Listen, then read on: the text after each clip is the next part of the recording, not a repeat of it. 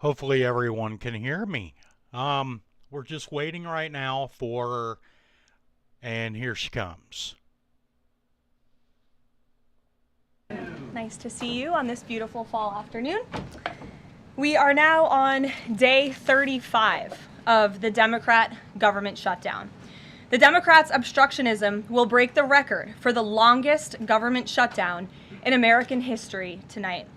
The Democrats are intentionally hurting American families, workers, and businesses with this shutdown to fight for free health care for illegal aliens and to appease their radical left-wing base. And it's a total disgrace. This past weekend, Americans traveling to weddings, funerals, vacations, and meetings faced significant flight disruptions at airports across the country because of staffing shortages.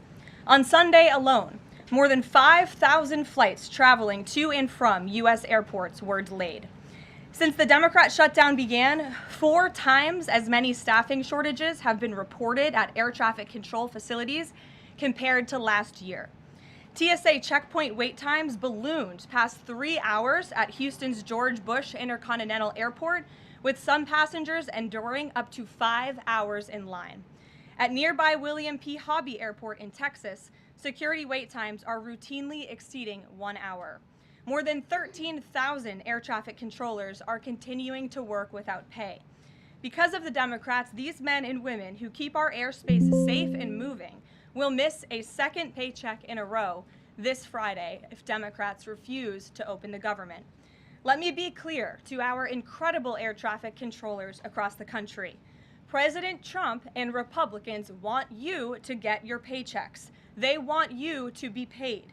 Please call on your Democrat senators and tell them to side with President Trump and Republicans to vote to reopen the government. Our nation's 4 largest airlines, United, Delta, American, and Southwest, have now all endorsed the Republican, nonpartisan, clean funding bill to end the government shutdown. Major unions, collectively representing tens of thousands of pilots, have also joined the airlines in calling on Democrats to pass the clean, nonpartisan CR. The travel industry is also imploring Democrats to end the shutdown and reopen the government. Nearly 500 companies and groups in the travel business, including casinos, hotels, and convention bureaus, signed a public letter warning that America's travel economy has already lost $4 billion due to this Democrat shutdown, and they have called for the Republican CR to be passed, saying Americans expect and deserve a fully functioning federal government during the peak holiday travel season. Never before have we seen private industry and union leadership so unified on the same issue, rallying behind Republicans in such a vocal way. The Democrats have completely lost the plot. They are endangering the safety, prosperity, and livelihoods of millions of Americans. It's well past time Democrats do what they did 13 times under Joe Biden and pass the clean funding bill extension. All we need are 5 Democrat senators to put country over party and vote to end this reckless shutdown. In other news, tomorrow will mark the 1-year anniversary of President Trump's historic election victory, where he won nearly 80 million votes, the popular vote, in all 7 swing states. This was the ultimate poll on November 5th. The president secured a mandate to make America great again, and he has delivered in record time. Never before have we had a president who has kept their promises like President Trump has. I'd like to go over a few of those with you. In less than 10 short months, President Trump signed the largest middle-class tax cut in history, including no tax on tips, overtime, and Social Security to put more money back into the pockets of the American people. The president ended the southern border invasion of the Biden administration, made our border the most secure in history, and he is carrying out the largest mass deportation campaign of illegal aliens in our nation's history to protect our homeland, just as promised. President Trump has aggressively taken on drug cartels by declaring them as foreign terrorist organizations and even blowing up narco-terrorists who have tried to poison the American people with fentanyl and other illegal narcotics. President Trump defeated the Biden inflation crisis, and he continues to implement a pro-growth, America First economic agenda to make America affordable again, and we are seeing the results of that every day. Inflation has remained low and steady, averaging just 2.5% compared to the painful average of 5% under Biden, and we know it was historically higher than that for most of President Biden's term. Meanwhile, real private sector wages are on track to rise by almost $1,500 since President Trump took office, a significant change to the Biden years where private sector wages declined and were being wiped out by inflation. President Trump has ended the reckless war on American energy and unleashed energy dominance, with gas prices now plummeting to their lowest average levels in more than 4 years. President Trump implemented powerful tariffs to rebalance America's trade deals, protect American workers, and returning our country to be a manufacturing superpower once again. As a result, the president has secured trillions and trillions of dollars in private and foreign investments into the United States, which are creating high-paying jobs for the greatest workforce in the world. The president has restored America's place as the leader of the free world through his unwavering peace through strength foreign policy that has already ended 8 wars and counting. And the president ended illegal DEI initiatives in our federal government and is returning our country to a merit-based society based on common sense. President Trump protected opportunities for women and girls to compete safely and fairly by continuing to keep men out of women's sports. Americans have a president who works tirelessly, literally 24/7, to improve their lives and make our country better than it has ever been before. So with that, today we will open it up to questions, and we will start with our independent journalist in our new media seat, Julio Rosas. Julio, please start. Thank you. Thanks, Caroline. So over the weekend in Mexico, a mayor in Michoacan, Carlos Manso, he was assassinated while celebrating Dia de Muertos with his family. His assassination has sparked a lot of outrage. A lot of Mexicans are very upset. They're blaming President Claudia Sheinbaum for not taking the cartel threat seriously enough. Yesterday, she said that, once again, she's not going to allow any foreign military intervention to take on the cartels on Mexican soil, and that Mexico is not going to pursue a drug war similar to what they've done in the past. So my question is President Trump satisfied with Claudia Sheinbaum's approach to cartels? And if not, has Manso's assassination kind of opened up some new options for the United States to pursue regarding cartels? Well, first of all, with respect to this specific news item and this alleged assassination that took place in Mexico, I know the Trump administration, we are aware of that, and of course we condemn all political violence anywhere in all forms. As for Claudia Sheinbaum and the president's relationship with her, I think he has a lot of respect for her as president of Mexico, and he also really appreciates the coordination that she has provided to the Trump administration. I can't speak for her and what she's doing internally in her country. I can speak for the president in saying we are continually pushing Mexico to do more to tackle the drug trafficking and the drug cartels within their country, and we are working with them in any way that we can. And the president has obviously used the full range of executive options in his authorities to crack down on drug trafficking at our southern border and to designate these cartels as foreign terrorist organizations and additional actions as well. Just one more question. Sure. So at the Antifa roundtable that we were at just last month, myself and the other panelists made the recommendation to the president for, speaking of foreign terrorist organizations, to have Antifa not just be a domestic terrorist organization, but be designated as a foreign terrorist organization since they have cells in other countries. He mentioned to Secretary Rubio, because he was in the room at the time, to look into that. So I just wanted to see if there's an update on that. Sure. That process is most definitely taking place. I don't have any announcements for you on that today, but I can certainly assure you the administration is working on it, and I'll check in on it and get back to you, Julio. It's a good question. Thank you very much. Jackie. Thank you, Caroline. Zohran Mamdani blamed the president for bomb threats and intimidation at polling locations. He said, quote, part of the general approach of the Trump administration has taken to intimidate voters with baseless allegations of voter fraud as a means of trying to repress the voice of Americans across this country. I want to give you a chance to respond to that. Yeah, I saw those comments from Mamdani. I think they are completely irresponsible, and they are based on zero evidence. And I think this is just another example of how the Democrat Party unfortunately stands for nothing. All they stand against is President Donald Trump. And I think it's quite sad to see that we have someone at the top of the ticket on an election day today saying such things about the president when he obviously had absolutely nothing to do with those threats. And On the shutdown, Democrats have been pretty quiet about the president's push for the nuclear option, terminating the filibuster. Is there any concern around here that Democrats might actually want Republicans to get rid of the filibuster so that one day, when they're in power again, the door's already open for them to pack the Supreme Court, give statehood to D.C. and Puerto Rico, make mail-in balloting permanent, those kinds of things? I think the president has been very realistic and strong in his position on the filibuster. He's been very vocal about it. I just spoke to him about it. He feels really strongly about this. Republicans need to play tough and they need to play smart. That's how the president feels. And we know that Democrats, if they are ever given a chance at power again, they will absolutely take away the filibuster from the United States Senate. In fact, you had 49 Democrats who already voted to do this before. The only reason it did not move forward was because you had 2 Democrats who are no longer in office because they were run out of town by the far left radical base of their party. And so President Trump is quite clear on this. He wants to see Republicans move as many good pieces of legislation for our country forward in the next 3 years of his administration as they possibly can, and the filibuster is one means to doing that. Talk to Johnson and Thune about it. I know that they had both voiced some opposition. Have there been any conversations with them? He has. He's made his position to them very clear, both publicly and privately. Ouija.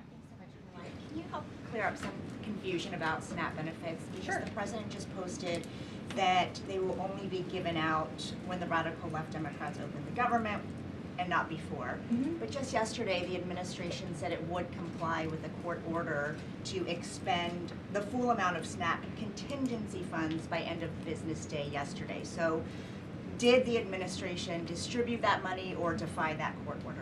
No, the administration is fully complying with the court order. I just spoke to the president about it. The recipients of these SNAP benefits need to understand it's going to take some time to receive this money because the Democrats have forced the administration into a very untenable position. We are digging into a contingency fund that is supposed to be for emergencies, catastrophes, for war. And the president does not want to have to tap into this fund in the future, and that's what he was referring to in his Truth Social post. So the Department of Agriculture, as for the latest SNAP payment in the judge's order, put out guidance to states today on how to get that money to the recipients of SNAP. But it's going to take some time. The best way to get the full amount of SNAP benefits to those beneficiaries is for Democrats to reopen the government. So to anyone who is a SNAP beneficiary at home who needs that assistance, and the president was just saying, this is for people who are truly needy, who need food, who need this assistance from the United States government. Democrats are holding it up and making it difficult for the administration to get those payments out the door. So if you are at home and you want your SNAP benefits, call the Democrats and tell them to reopen the government. Blocking that contingency fund for the future if this shutdown lingers on? Look, the president does not want to have to continue to dip into a contingency fund that doesn't even have enough money, by the way, to fund the full program. It takes $9 billion to get the full scale of the benefits out the door. This contingency fund only has about $5 billion in it. So again, Democrats need to reopen the government so we can get these benefits out the door for people who truly need them. Kate. Thanks. The president suggested that if Mamdani wins, that he would cut federal funding to New York. How much funding would be impacted? What would be impacted there? Well, look, we won't get ahead of the election results, nor will I speak to what the president may do in the future. We'll see how tonight goes, and then I'll let him speak on it further. And why did the administration exclude Democratic lawmakers? Last week there was a briefing about U.S. strikes on alleged drug trafficking boats. Why were those Democrats excluded? The administration has briefed Congress on these matters 8 separate times, and Democrats have been included in those briefings. In fact, I know that Secretary Rubio will be on Capitol Hill tomorrow to brief the Gang of 12, which includes Democrats as well. So the president's made it very clear, if senators want to understand the administration's operations against narco drug traffickers, we are very happy to speak with them about that, and we will continue to do so. But we've been incredibly transparent. As I said, there's been 8 briefings on this topic, with the 9th coming tomorrow. Rachel. Thanks, Caroline. There's been some reporting out there about the possibility of furloughed workers not getting back pay. We know that the president signed that bill into law in his first term. Does the administration guarantee that all furloughed workers will get back pay? This is something we are very much open to discussing with Democrats as part of the discussions about the continuing resolution to keep the government open, and it's something that Republicans are talking with Democrats about right now. I won't get ahead of those negotiations or discussions. That's a possibility that may not happen, even though it's law. I just said Republicans in the White House are very much open to discussing this with Democrats. And then just one last question. As this government shutdown now drags on, about to make history as the longest government shutdown in American history, can you talk about what the president is personally doing to try to see an end to this? He's pushing Republicans to keep voting and to keep opening up the Senate floor to vote for the clean continuing resolution. He had the Senate Majority Leader and the House Caucus Leader, Hakeem Jeffries, here at the White House to talk about this in the very early stages, to give them a chance to come to their senses and avoid this entire government shutdown at the very beginning. And they chose not to. And I think it's been very clear to everyone in this room and to everyone across the country that the Democrats are playing partisan politics with our United States federal government. And all Republicans have wanted to do for the last 35 days is reopen the government. That has been the president's position since day one. It is his position today on day 35. And all we need are 5 common sense Democrats with have a little bit of courage and come to the table and vote with Republicans. I saw Senator John Fetterman on television last night saying that he hopes more folks in his party will step up. And we certainly agree with him on that point. Sure. Caroline, the president posted on True Social that the voting underway in California is, quote, rigged. What evidence does he have of that, and what does it mean that mail-in ballots in that state are under legal and criminal review? By whom and why? And also, in this vein, does the White House still plan to issue an executive order banning mail-in voting, and what legal authority do you have to do that? The White House is working on an executive order to strengthen our elections in this country and to ensure that there cannot be blatant fraud, as we've seen in California with their universal mail-in voting system. It's absolutely true that there's fraud in California's elections. It's just a fact. It is just a fact. They have a universal mail-in voting system, which we know is ripe for fraud. And if you want to deny that, I'm happy to provide you all of the evidence for it. I'd be glad to send that to you after this briefing. Rigged. Fraudulent ballots that are being mailed in the names of other people, in the names of illegal aliens who shouldn't be voting in American elections. There's countless examples, and we'd be happy to provide them. As for executive action the White House is taking, yes, we are looking into that. And like any executive order, of course, any executive order the president signs is within his full executive authority and within the confines of the law. Stephen. Thank you, Caroline. I've got 2 questions I'd like to ask you about New York, but first I'd like to ask you about breaking news from the Attorney General. She revealed just about an hour ago that the Biden Justice Department seized President Trump's official first-term phone and subpoenaed his private phone records. Do you have a reaction to that? And also, do we know if they actually got those private call records? I saw the Attorney General's post on that. For additional questions, I would refer you to the Department of Justice, but I think this is just further evidence of the egregious overreach and weaponization of government that took place under the previous White House against then former President and now President Donald J. Trump. It was a clear effort by the Biden White House and the Biden DOJ to go after the president, and this is just further evidence of that. On New York, we've seen the president's messages that he's put out, but could you describe how he's feeling as a New Yorker watching this election? Well, the president is a New Yorker and he loves New York. It is his home. He talks about that all of the time, and he's made his thoughts on this election quite clear, I think, himself. In the back, yes, go ahead. Thank you. Over the weekend, there were reports. I was going to you in the green, but go ahead and then you can have your question. Thank you. Over the weekend, there were reports that President Trump was due to host President of Syria, Ahmad al-Sharia, on Monday. Do you have any preview for that meeting? Is he expected to invite him to join the U.S.-led anti-ISIS coalition? I can confirm that that meeting will be taking place here at the White House on Monday, and this is part of the president's efforts in diplomacy to meet with anyone around the world in the pursuit of peace. And as you know, when the president was in the Middle East, he made the historic decision to lift sanctions on Syria to give them a real chance at peace. And I think the administration, we've seen good progress on that front under their new leadership. And so he will be here at the White House on Monday, and I'll let the president speak further on it on Monday.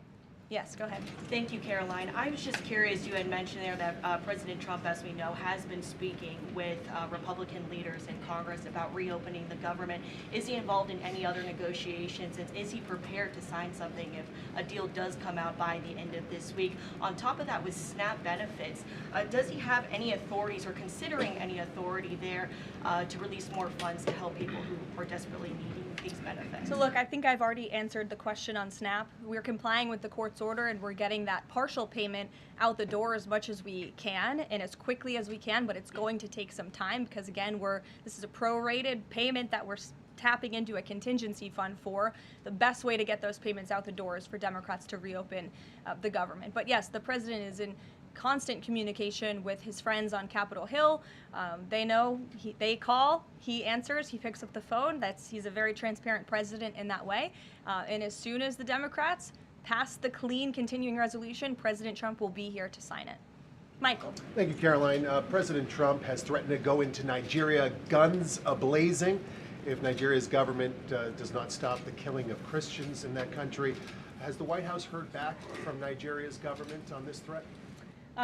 As the president stated, Michael, if the Nigerian government continues to allow the killing of Christians, the United States will immediately stop all aid and assistance to Nigeria and may take action to wipe out the Islamic terrorists who are committing these horrible atrocities, especially against innocent women and children. I don't have any further announcements on that for you today, but I can assure you the President of the United States is watching this situation unfold very closely, as is our Secretary of State, Marco Rubio. Question, Caroline. President Trump has endorsed Andrew Cuomo in New York City's mayoral race. He has not by name endorsed Winsome Sears in Virginia's gubernatorial race. Why is that? Look, as you know from this podium, I'm quite limited in what I can say with regards to ongoing political elections. I think the president has spoken for himself and what he wants to see take place in these elections today. Lalit. Thank you. I would like to ask you about India-US citizenship. What is President's thoughts on the future of India-US citizenship? I'm sorry, Lalit, can you repeat that? What is President's thoughts on future of India-US relationship? I think he feels very positive and strongly about it. As you know, he recently, a few weeks back, spoke to Prime Minister directly when he celebrated in the Oval Office Diwali with many high-ranking Indian American officials here at the White House. We have a great U.S. ambassador to India in Mr. Sergio Gore, who will represent our country very well. And the president and his trade team continue to be in very serious discussions with India with respect to that topic. So I know the president has great respect for Prime Minister Modi, and they speak pretty frequently. Thank you. Hi, yes. The air traffic controller crisis ongoing. Secretary Duffy said he will now start to cancel and ground flights next week to maintain safety.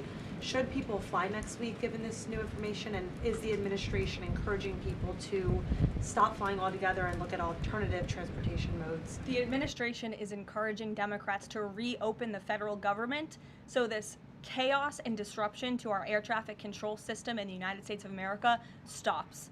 It is ridiculous that we have even gotten to this place and that the Democrats have continued to shut down the government with 35 days, our air traffic controllers continuing to work unpaid, every single major airline in our country coming out and begging the Democrats to please reopen the government.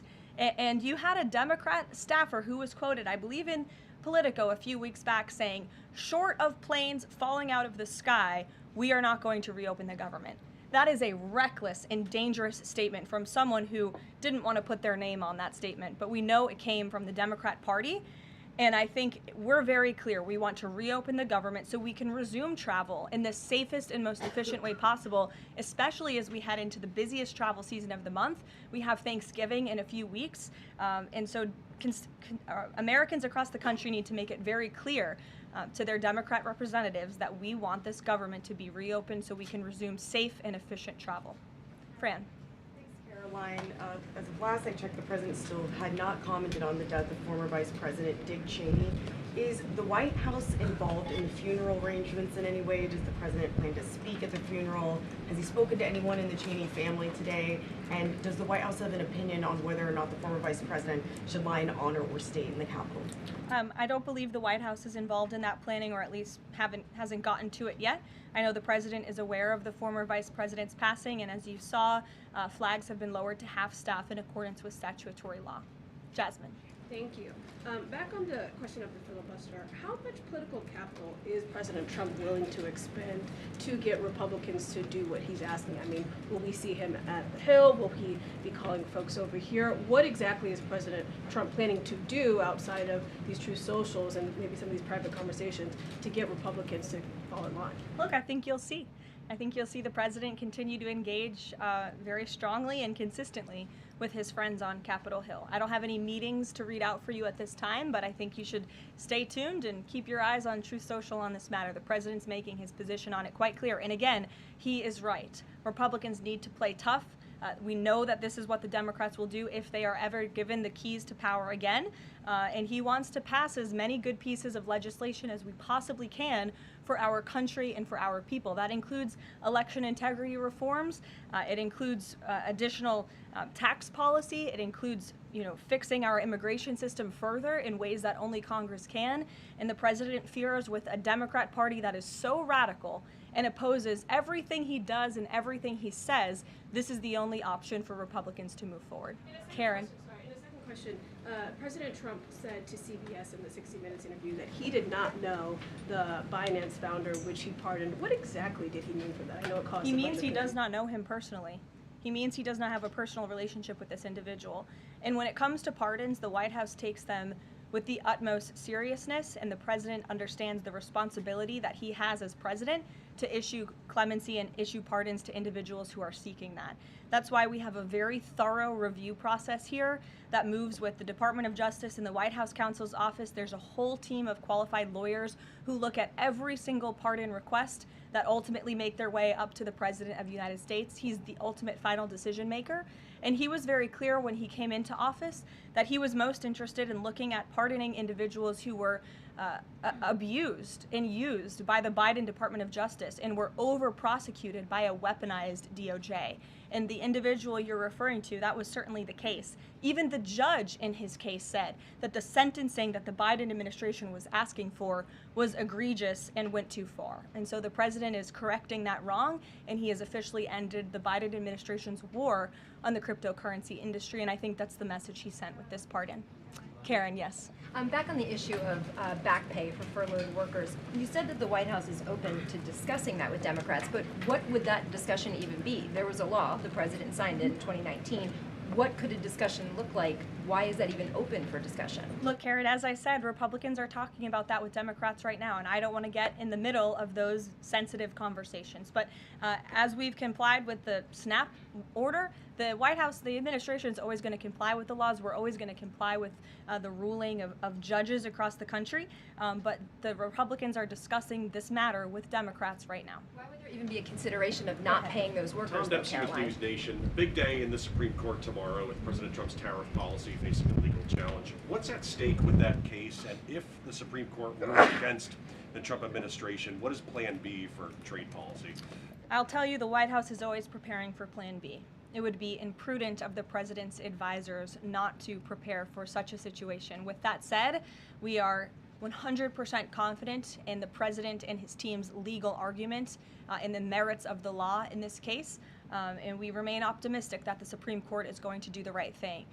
The importance of this case cannot be overstated. The president must have the emergency authority to utilize tariffs. Look at what President Trump has been able to do with the leverage and the power of tariffs. He's been able to sign peace deals all over the world and end global conflicts and literally save lives. He's been able to bring in trillions of dollars of investments into our country. In fact, this year alone, we are going to cut the deficit by $600 billion, namely because of the president's effective use of tariffs.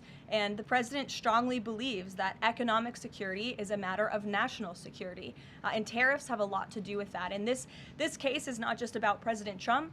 It's about the use of this emergency authorization for tariffs for future presidents and administrations to come, and we're confident and hopeful that the Supreme Court will do the right thing. Kristen. Why did President Trump get an MRI during his recent visit to Wall Street?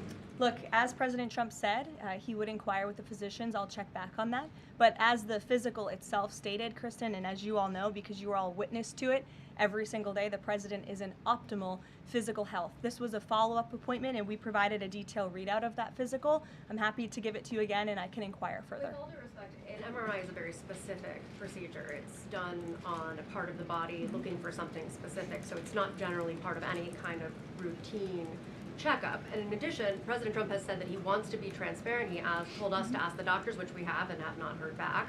Why don't we have more information on this? As I said, I'll check back for you. Go ahead.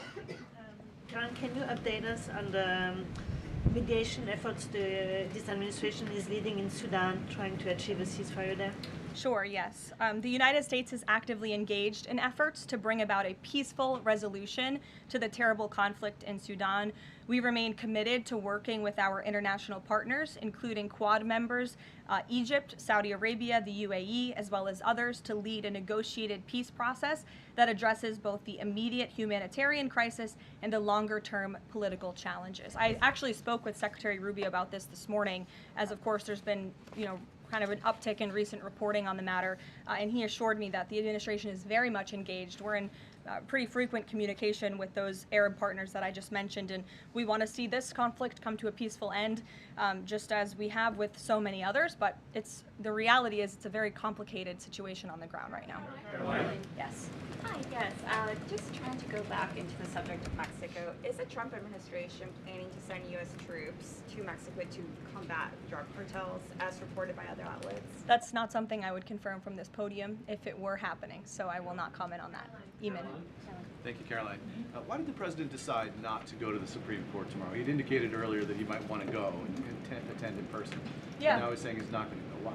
The president did have an interest in attending the Supreme Court hearing tomorrow, as I just expressed how important it is to him, the administration, and the country, this case. But he is traveling to Miami tomorrow, as you all know, to give an economic address with the mayor of Miami and many global business leaders to talk about his historic success with the economy over the past 10 months and talk about sort of where we are headed as a country in terms of our economy. So he'll be traveling tomorrow on the road in Miami. That's why he won't be here, but Secretary Scott Bessent will be in attendance at the hearing tomorrow at the request of the president. He has said that he doesn't want to export the high-end NVIDIA chips to China, but the Wall Street Journal reported yesterday that there was some question about whether the president would raise this as a possible concession with the Chinese side during his meeting with Xi Jinping. So does the White House consider NVIDIA chip exports to China to be a closed issue right now, or is this an ongoing negotiation between the United States, China, and NVIDIA at this point? The president has made his position on this very clear, both to the Chinese and also to all of you. He's answered this question directly. As for the most advanced chips, the Blackwell chip, that's not something we're interested in selling to China at this time. Annie. Does the president think that the results of the Virginia or New Jersey gubernatorial races tomorrow, or statewide races tomorrow, will in any way reflect a voter sentiment towards his administration? Look, Annie, I'm not at liberty to talk about the election results, and I certainly won't get ahead of them. I'm not going to engage in hypotheticals that may or may not happen tonight. We'll have to watch and see. And I'm sure you'll hear directly from the president tomorrow on that point. Quickly on Snap, just really quickly. Is there anything that prompted the president's tweet this morning? Because it did seem quite different from some of his other communications about Snap. It seemed a little bit out of the left field. I'm just wondering if he had a conversation or if there's anything you're aware of that caused him to decide to, at around 11 o'clock, to send out that message. Look, the president is constantly well read on the news, as you know, and he is very much aware we are in day 35 of a government shutdown in which these SNAP benefits, we're pushing them out the door. USDA put out that guidance to the states this morning. The president was aware of that, and he wants to make it very clear that these benefits are in jeopardy because of the Democrats, and they should just open the government so that we can continue getting these funds out the door in an easier and more efficient way. There's some new reporting that just dropped a few minutes ago that the Trump administration is negotiating with the makers of Ozempic to sell some weight loss drugs for $149 a month. That's according to the Wall Street Journal. Do you have any more information on that? Can you confirm that? I think the president has said himself in previous Most Favored Nations announcements that this is something that the administration has been engaged in and looking into. I won't get ahead of the president on any future announcements, but I will echo his strong commitment to bringing down drug prices in this country. And you've heard it directly from Secretary Kennedy and Dr. Marty McCary and his entire Health and Human Services team, how committed the president is to bringing down the cost of drugs, and we're working with pharmaceutical companies to do that every day. Very quickly, Caroline, on SNAP. I know it's been asked, and I know Reach asked it, but I want to put a fine point on it. You talked about the president's post here, and he wrote that SNAP benefits will only be given when radical left Democrats open up the government. I understand your previous answers, but as written, how would that not violate a court order as it's written? I've now answered this question several times, Gabe. We are complying with the court's order. We are getting the payments out the door as quickly as we can. USDA sent the guidance to the state. The president is referring to future SNAP payments. He does not want to have to keep tapping in to an emergency fund and depleting it. In the case of a catastrophe in this country, he wants to have those funds preserved, as they should be. And he's made it very clear Democrats should reopen the government. I have one final positive note for all of you. I told you I would keep you posted when the White House would resume public tours. Well, I'm pleased to announce the Office of the First Lady has reopened the doors for public tours on Tuesday, December 2nd. There will be an updated route, of course, for guests in light of the ballroom construction that's taking place, but we very much look forward to celebrating the holiday season. And the public and members of Congress and anyone who wants to come visit the First Lady's beautiful decorations is welcome to go to whitehouse.gov/visit to sign up for a tour. Thanks, guys. We'll see you tomorrow.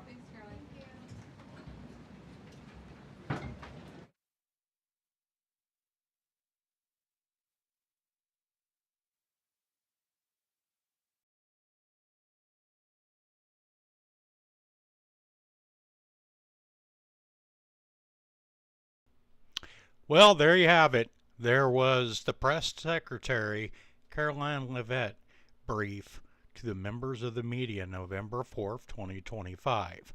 So as promised, hopefully you can hear me. Not sure if my microphone is working properly. So we're going to go ahead and do a brief conflict news update as promised. So let's get right to some subjects here. All right, so starting off with the Philippines, I want to update everybody that the USS Nimitz and a strike group have entered the West Philippine Sea near the disputed Scarborough Shoal in a powerful U.S. show of force following China's recent aggression towards Philippine and Taiwanese ships. As well as initial reports have indicated a U.S. airstrike has targeted an al-Qaeda leader in Yemen's, I can't even pronounce it, folks, but, you know, in Yemen there was an airstrike and they targeted an al-Qaeda leader. Okay, we still, a day later, haven't gotten any official confirmation of that, but that's the report coming out of Yemen.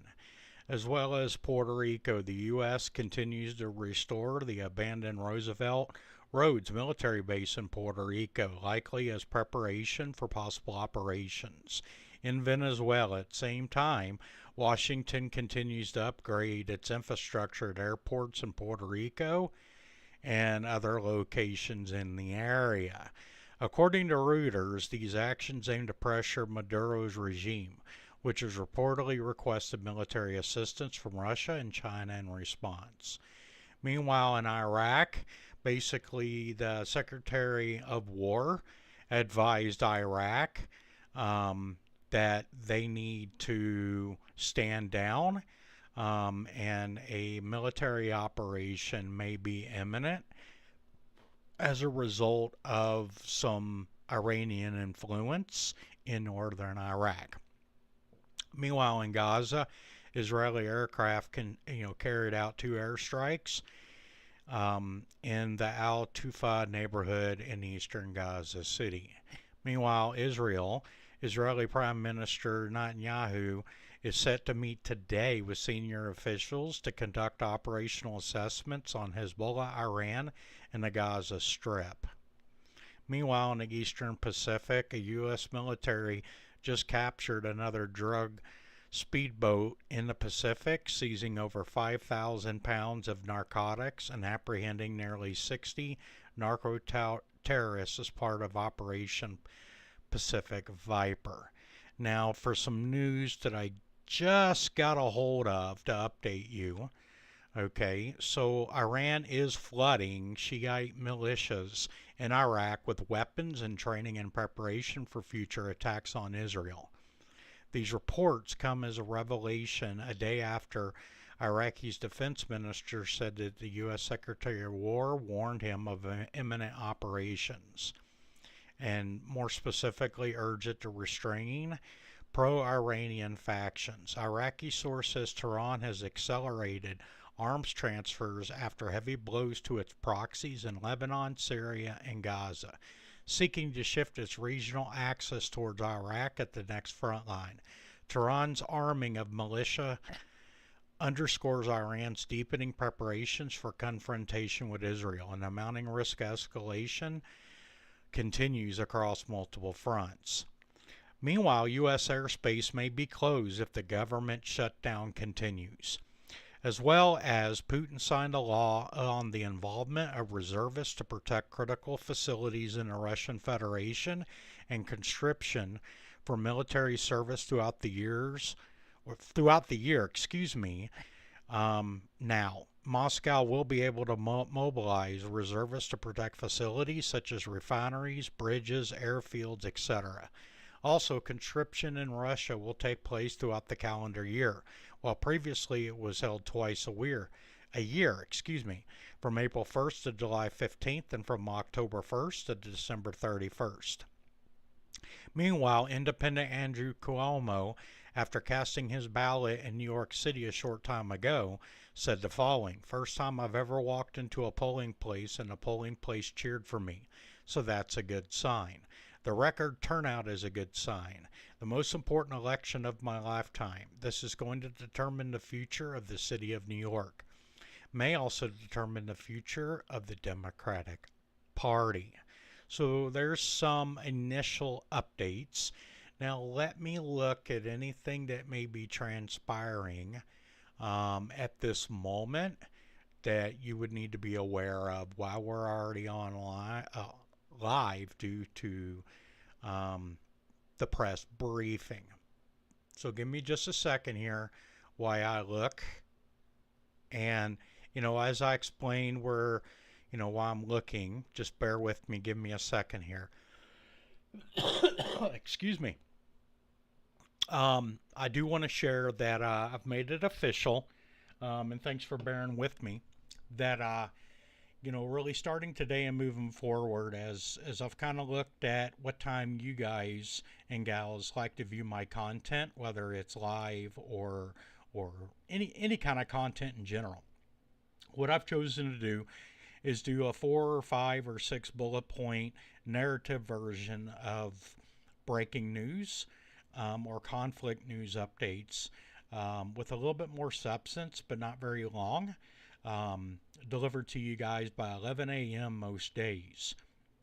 If you go to my community page on YouTube, you'll see the specifics there as far as the time and the days that we will do those videos. But really, what you need to know is be on the lookout for premieres of my content at 11 a.m. most days.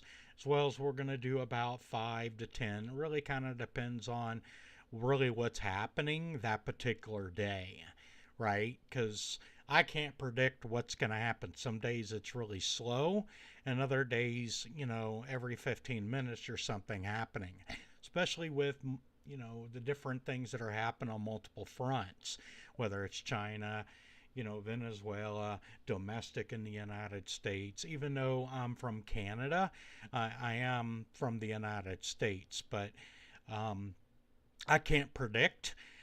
So I've tried to find a format that makes sense, provides consistency, and I've already made it very clear when we go live, I will offer some raw conflict updates. So it's not going to have any narrative. I'm just giving you the information. So let's look here. And really, I like to follow the format, or try to follow the format of Agenda Free TV.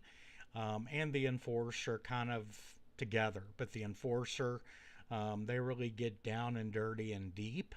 And I'm not quite as skilled as those guys are. But I also want to have my own format that I think will be of value.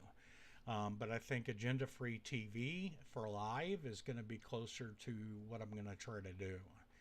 So in looking here in any breaking news other than what I've shared, I'm not really finding much of anything, folks, right now. Just bear with me here, because while we're already live, I might as well look, right? Save you a couple of minutes.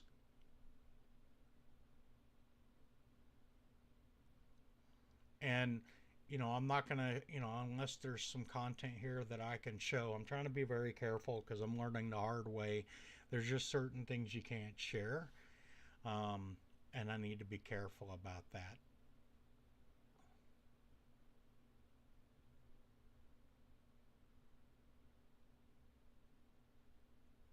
Okay, here's some breaking news.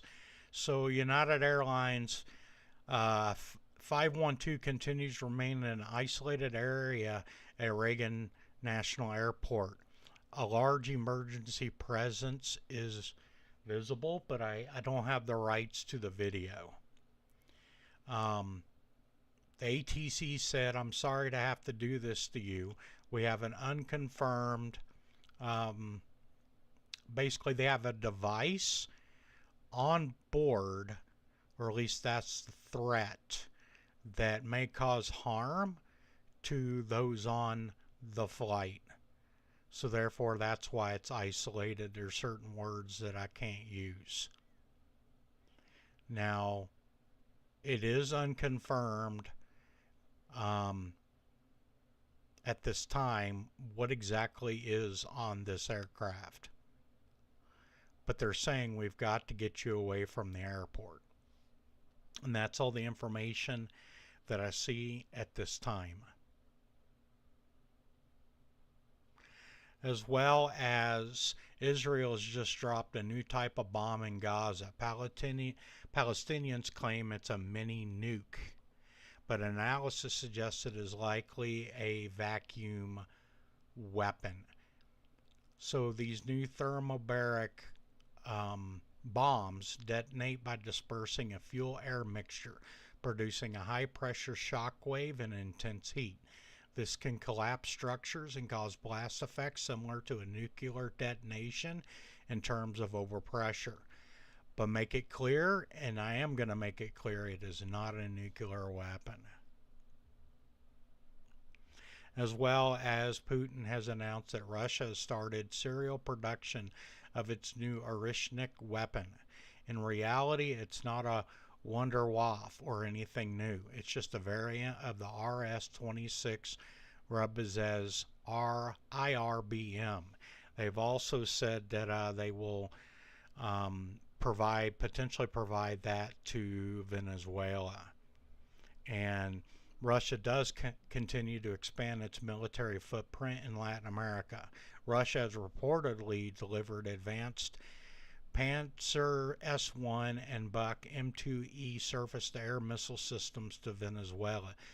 And this does signal a deepening defense partnership between Moscow and Venezuela. Folks, I'm not seeing a lot of anything else. I continue to scroll. I mean, there's snow that's supposedly going to come to the U.S. soon. So winter is coming.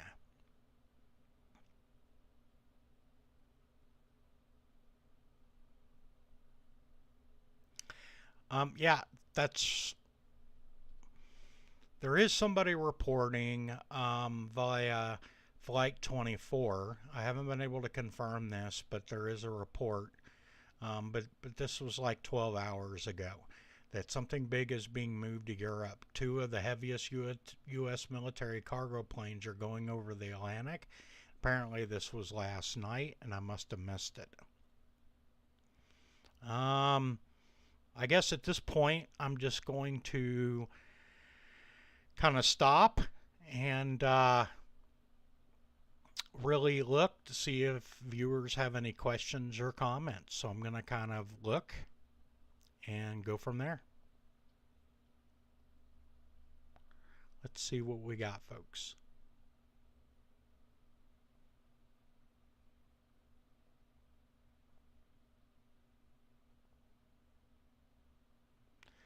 So at this time, I'm not seeing anybody ask any questions. So we're going to go ahead and end the live stream. Thank you for watching, and be on the lookout for the video that I did post at 11 a.m. this morning. Some of that covers some news that's already been reported. So without further ado, thanks for watching. Hit like, subscribe, and hit the notification bell so that you become aware of when I post content. So without further ado, have a good rest of your day. Please stay informed.